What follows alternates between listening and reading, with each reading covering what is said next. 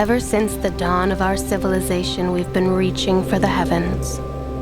Our first manned rocket was a crude device. Far more advanced vessels would follow.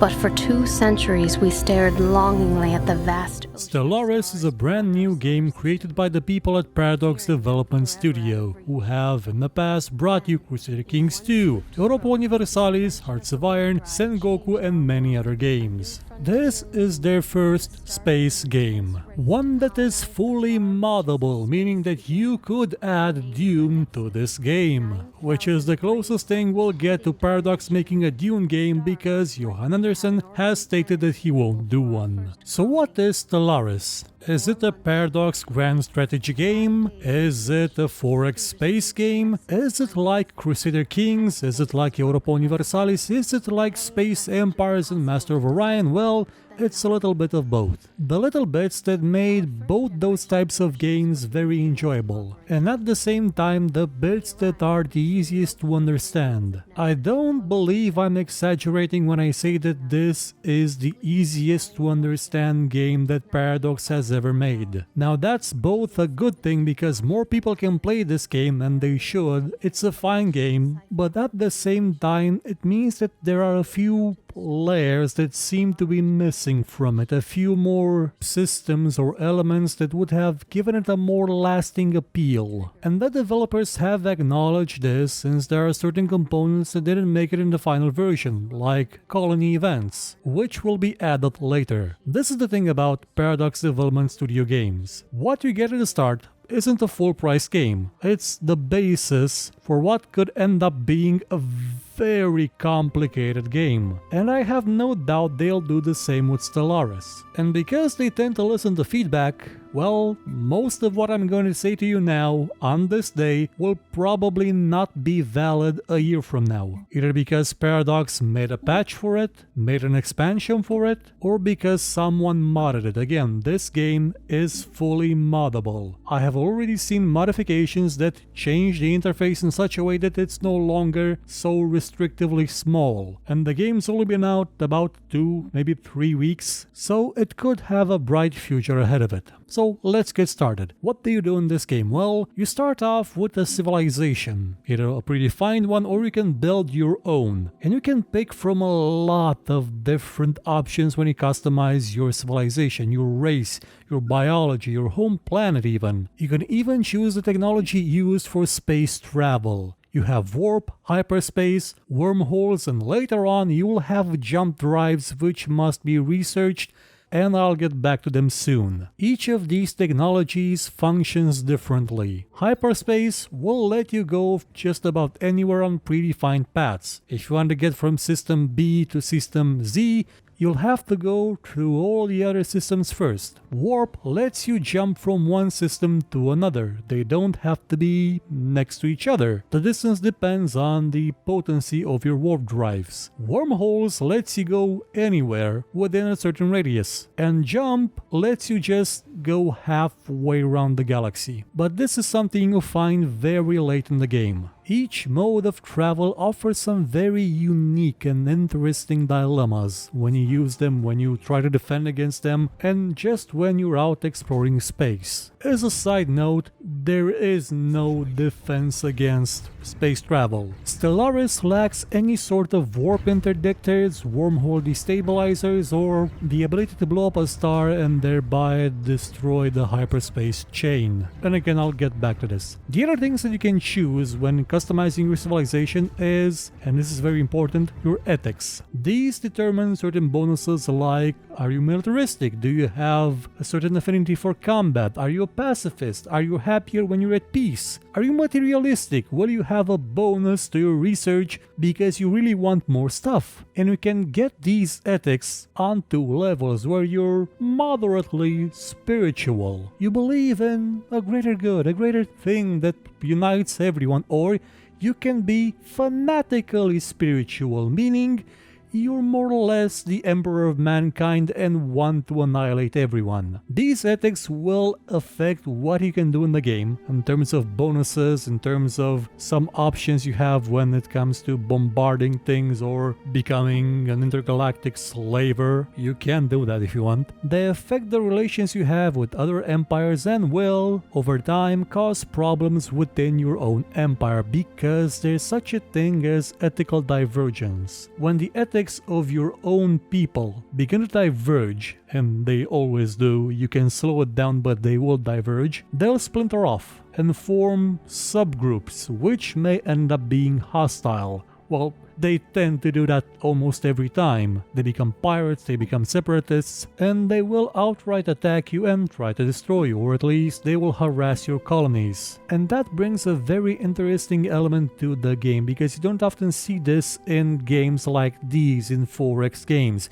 You do see it in grand strategy games, but again, that's more about rebellions and people having their own interest. If we're talking about Crusader Kings 2, this is an ethical divergence, which is a very interesting concept to explore. Ethics also influences what kind of government you can have and who is it run by. If you're materialistic, you can get it to be run by scientists that are either democratically elected or are just overlords. If you're spiritual, yes, you can be the god emperor of mankind, which again, Dune or Warhammer 40k. Dang it. Other things you can customize about your empire would be the home planet if you wanted be an ocean world, a tundra world, continental, and so on. This affects what you can colonize at first, and later on you can get technology to colonize the other planets as well. Most other planets. You can customize your ships, your looks, your flag, and lastly you have perks. You can make your people to be more intelligent, more long-living, more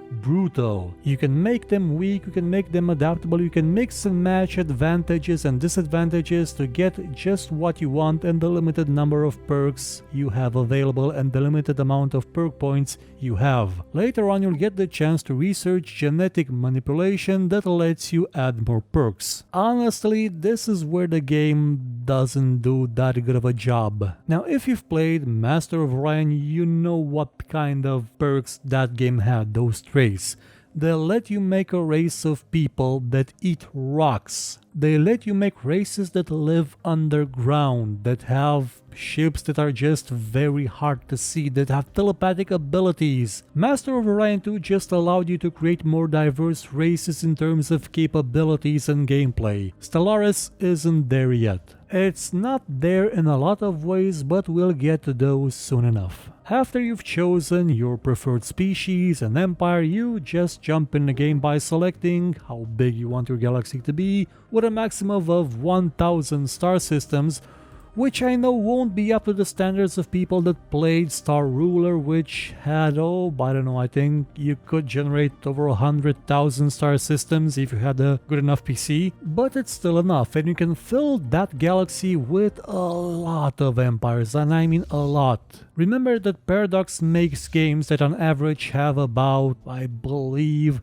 200 factions fighting each other, 200 AIs, and that's in Europa Universalis, not counting Crusader Kings 2, which has maybe, I guess, 1 million AIs at the same time because each individual character is an AI. Well, Stellaris lets you cram in a lot of AIs in your game, and some of them aren't normal opponents. You have an option to choose if some of them had an advantage, if they started earlier than you do, and those will be ancient empires. Highly evolved, very few diplomatic options, do not mess with them. They will end you. They're there in case you just think, oh, I'm so good, I'm so great, I'm gonna conquer the galaxy. No, you won't. You're a newcomer to the table right now, you just discovered space flight, you just realized, hey, there's a warp field we can use to get around space. Woohoo! We're gonna conquer everything. Oh look, those people have ring worlds. Those people have cannons that can punch a hole through God. You get the idea. When you start out, the first thing you're gonna have to do is take your exploration vessel and just go nuts.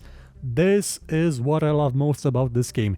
You explore everything. You don't just go into a system and everything's there already visible. No, you have to take a ship and go to every planet and explore it. You have to put a scientist on a ship so that person will be able to study anomalies if you find them. And those anomalies will bring you rewards, either direct resources or ones you have to mine first from the planet. They'll give you more research or they'll unlock chains of events. If you've played Crusader Kings 2, you know chains of events, how they act, what they do. Well, if you've played Victoria 2 or just about every game they've done, I believe, since Europa Universalis 3, there's chains of events that are basically quests. They'll give you objectives to seek out certain types of planets, to collect certain samples, to destroy some mining drones left by an ancient civilization, to recover drones that you yourself launch into space, you know, like that golden disc we sent out with Voyager before we realized that space is a very dark and dangerous place and the information on it is not something we want other species to have. You have quests like that, and that makes exploration so fun. And that's not all. You can also find one of my favorite things possible, tomb worlds. Now, they're not that special in terms of gameplay, but the feeling of finding such a world is amazing. Because as the name implies, this world is a tomb of a dead species that killed itself with nuclear fire. Just the presence of those worlds is amazing because, again, playing Space Empires, playing Master of Orion, I never encountered those. Yes, they were worlds that had previous occupants and dead civilizations, but the name, whoever picked that name, very good choice. And it's not all dead civilizations and ruins of ancient empires, no. You can also find primitives. Well, relative primitives compared to you. Primitives is what you call any species that's sentient but doesn't have spaceflight, advanced spaceflight that lets you travel between the stars. And here comes another part where this game shines. You can completely dick with those people. You can screw around with them non-stop. You can either set up an observation post and orbit and study them and see how they evolve, how they work, how they fashion primitive technology, create art and so such, and from that you will get research points, or you can spend the research points you generate and actively dick with them. You can be benevolent, you can take them by the hand and show them the stars, the endless possibilities of modern technology, or you could be an alien conspiracy. You could start taking cows, well, space cows, kidnapping people, and this way you'll get more research. Or you can just outright disguise your own people as them and infiltrate their governments with the express objective of one day, years from now, having every leader be one of your disguised agents. And that's when you reveal yourself to the primitives. And then by coincidence their leaders will say, oh, we must bow down to these alien gods because they will be our masters. And voila, you get either a slave race or you get a vassal. Yes, you can be another world's Men in Black conspiracy. You can be the reason why some species made an X-Files. It's amazing.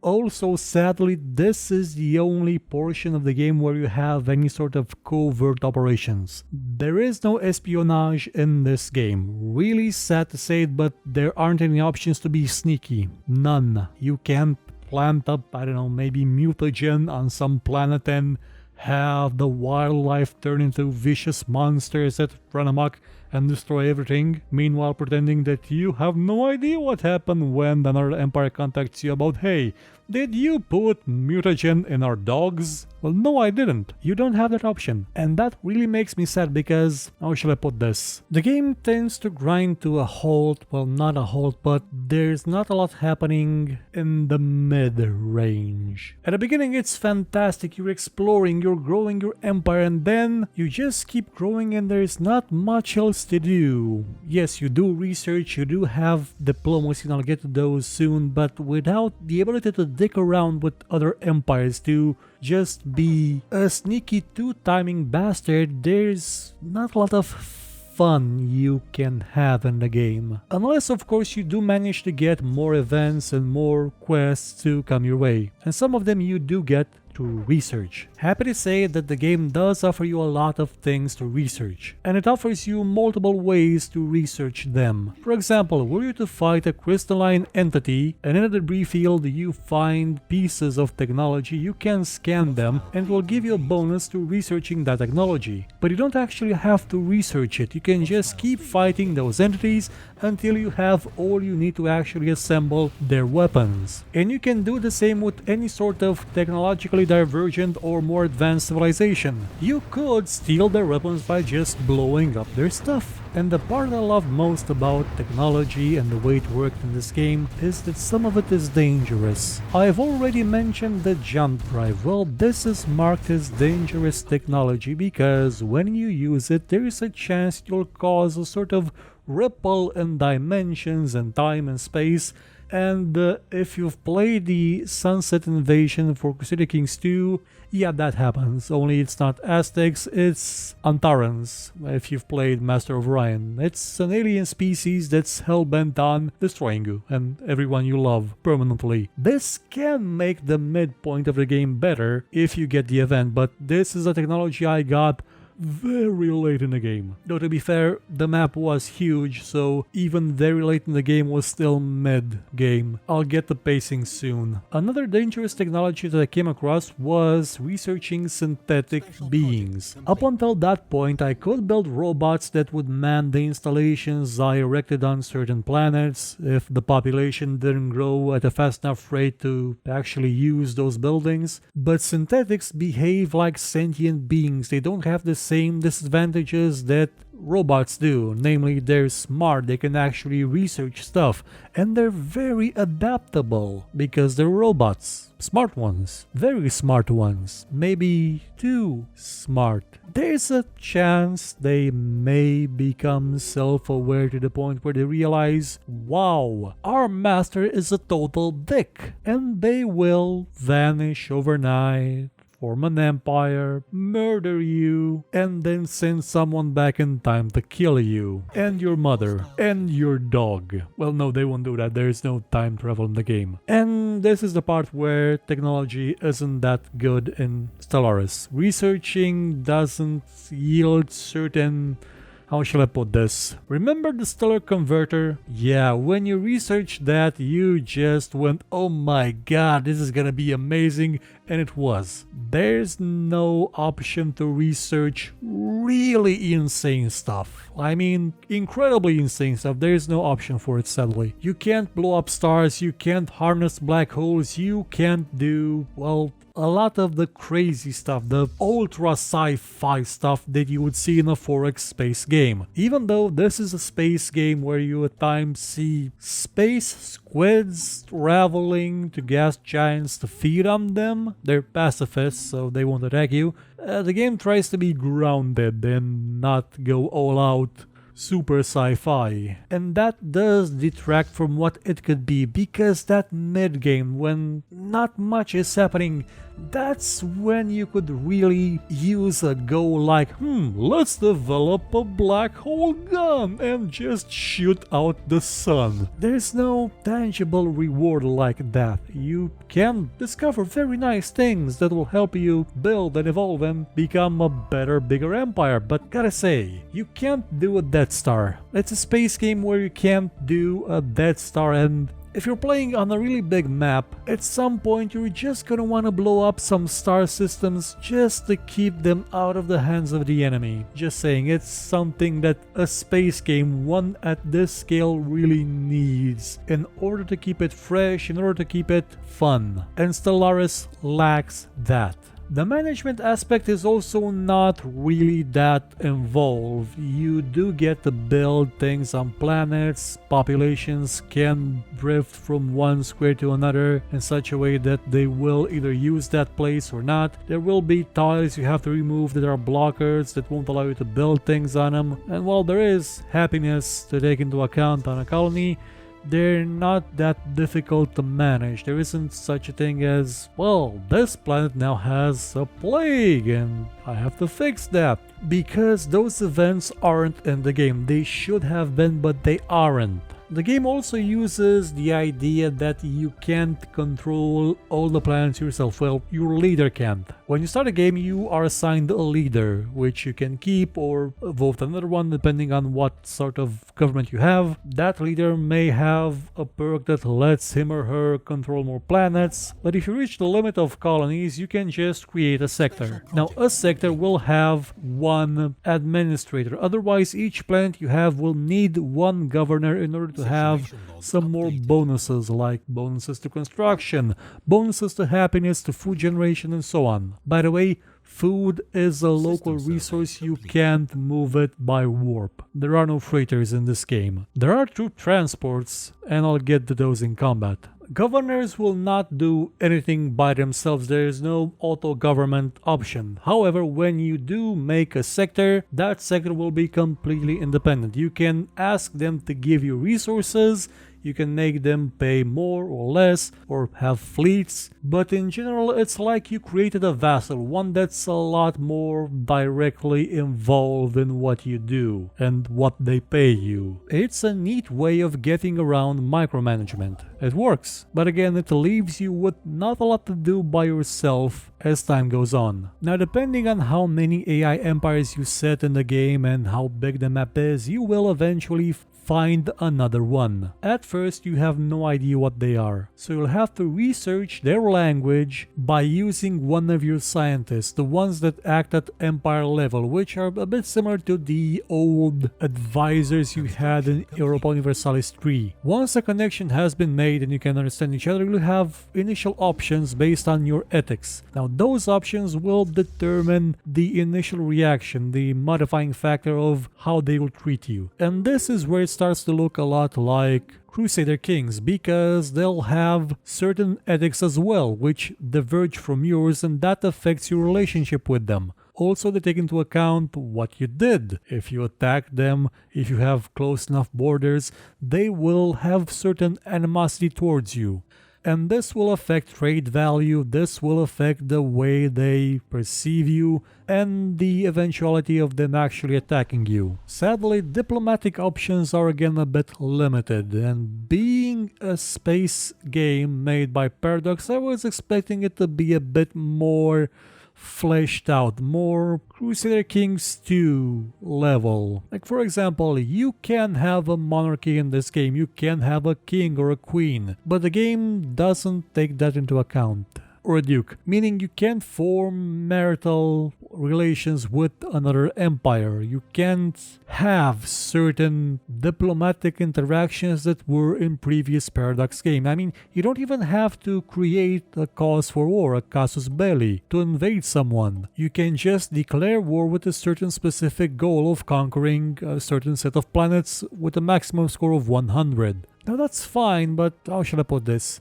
You don't get the sense of, this is now an endless war that will only end until you and your entire species draws its last breath. You can't do that. You can't just start a genocidal war. Or maybe I couldn't because I never actually played a completely genocidal, military-based, xenophobic empire. Though maybe I should have. Diplomacy is limited, but you can form alliances which, when they have at least 4 members, turns into a federation. And that federation has certain common elements like being able to design one federation ship. But for the most part, it is a bit lacking. There are no sabotage options. There is no option to inform your alliance partner that, hey, I'm gonna attack this planet at this time, so get your fleet ready, we're gonna coordinate an attack and just take that entire system for ourselves. That would have been a fun option.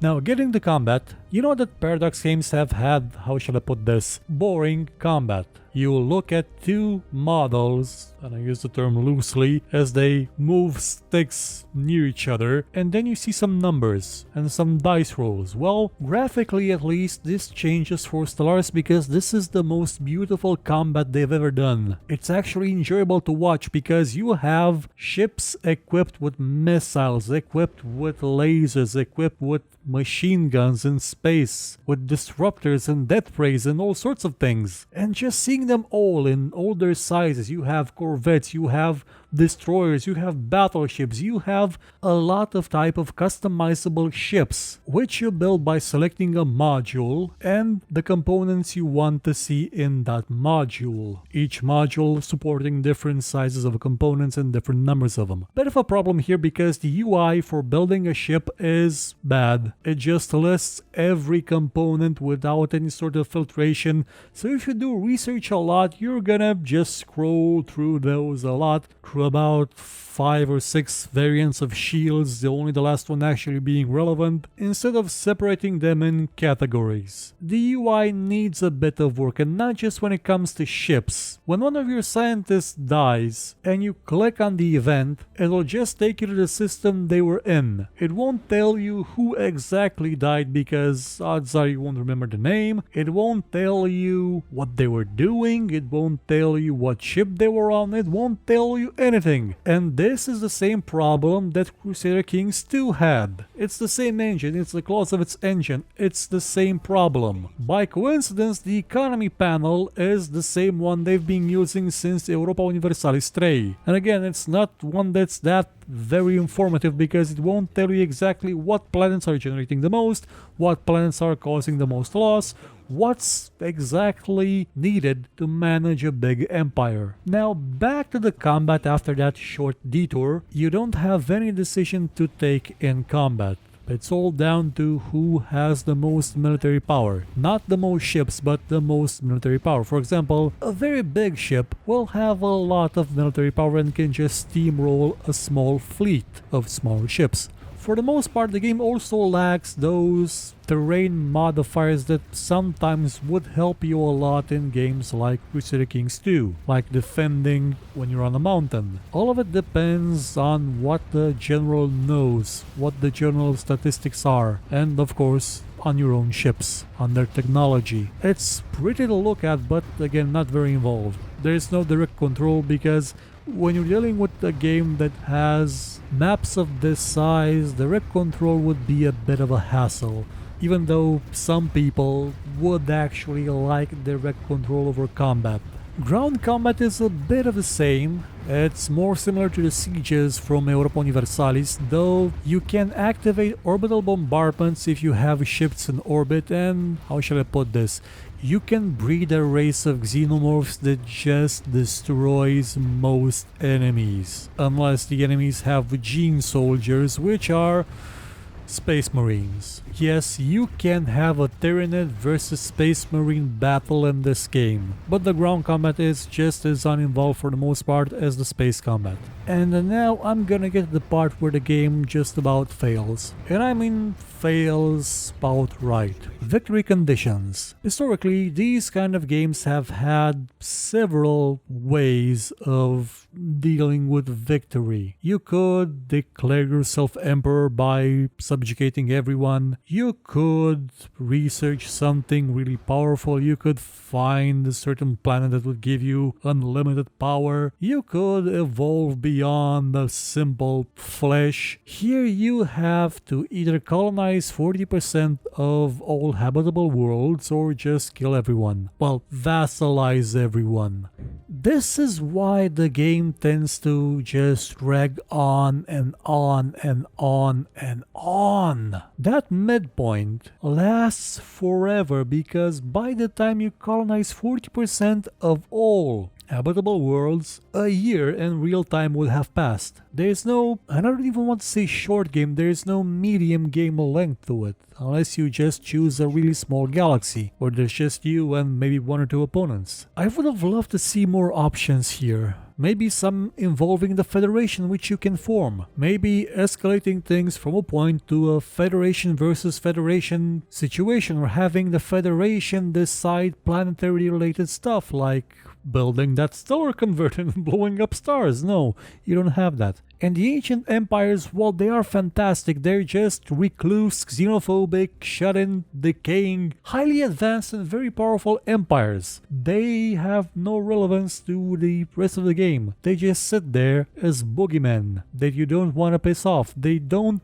involve themselves. They're wasted. And yes, there may at times be certain invasion by some organic-ish creatures, hive thing that may show up, but there's only 3 threats like this in the entire game. There's this, the organic thing, there's the synthetics, and there's the warp space jump drive things you can accidentally trigger. What I'm getting at is that from a certain point the game becomes dull. It becomes boring. That curve of excitement and amusement and fun you get when you start exploring your own solar system just flattens out after a point, and it never rises again. And it does so a bit too soon. And I'm sure the people at Paradox Development Studios will address this as they've done with each and every other game they have made. But currently it becomes tedious and boring after a while, which is something I can say about Crusader Kings 2, because in that game you were a character. You could always strive for more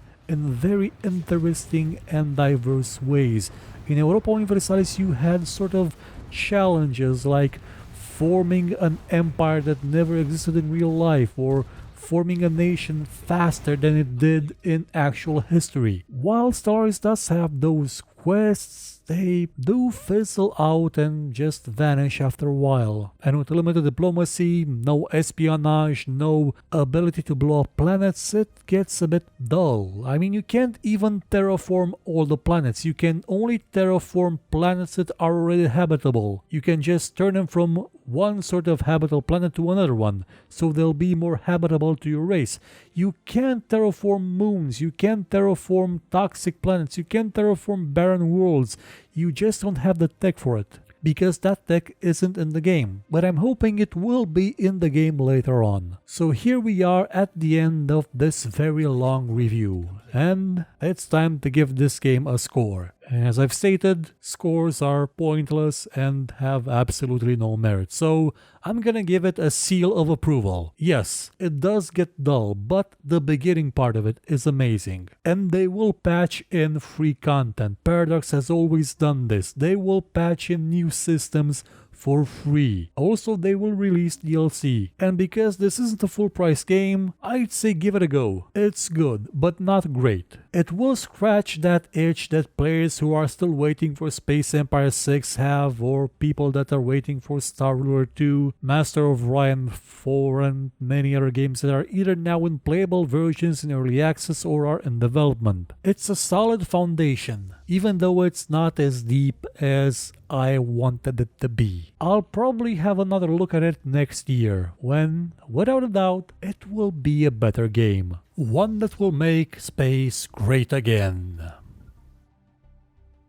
If you enjoyed this show, hit the like button, subscribe, and share it with your friends. Or, if you thought it was horrible, then share it with your enemies and make them suffer. We shall be your weapon of vengeance. But if you liked what you saw, you could, I don't know, maybe donate, because basically YouTube is horrible at revenue, by using the link in the description, or just buy my book. It's a fantasy book about, well, a lot of stuff. I guarantee it won't suck, and if it does suck, you can find me here and complain about it.